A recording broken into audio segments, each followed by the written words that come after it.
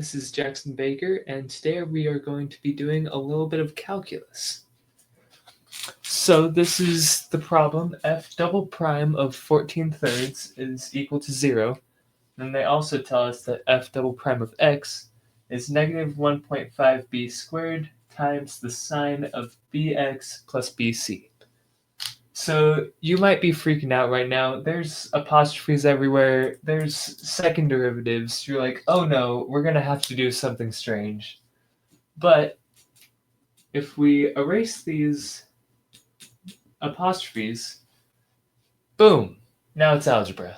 You might not have noticed the change. It was very brief, but that's what happens. Now it's algebra. So we're just saying that x is 14 thirds. So if we're saying that, then f of 14 thirds equals negative 1.5b squared times the sine of b times 14 thirds plus bc. And we know from here, 14 thirds is 0. 0 equals negative 1.5b squared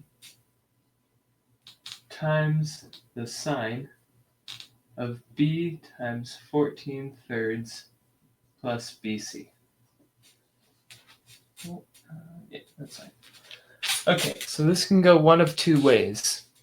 Whenever something times something else equals 0, either the first something is 0 or the second something is 0.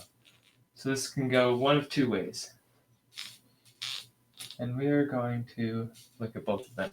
So either 0 equals negative 1.5b squared, making b equal to 0. I don't think I mentioned this before. We're trying to find b in terms of c. There, b is just 0. There's no c. So, but here, 0 could also equal the sine of b times 14 thirds plus bc.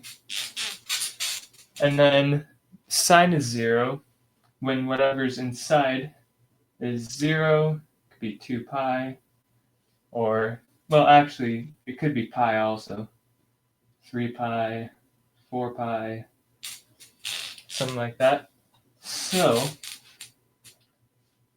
we could say that b times 14 thirds plus bc equals pi n, where n is an integer. That covers if it's pi, 2 pi, 3 pi, 4 pi, negative 5 pi, anything like that. So here we'll pull a b out.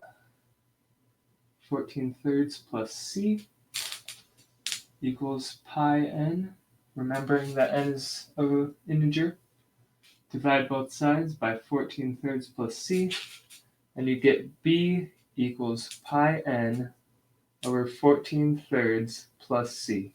And you have to remember that c cannot equal 14 thirds in this case, because we divided by 14 thirds plus c, and that would be dividing by 0, which we don't really enjoy in math. So that is your answer, and also remembering that n is an integer. And so that is putting b in terms of c. Thanks for watching, and hope you enjoyed.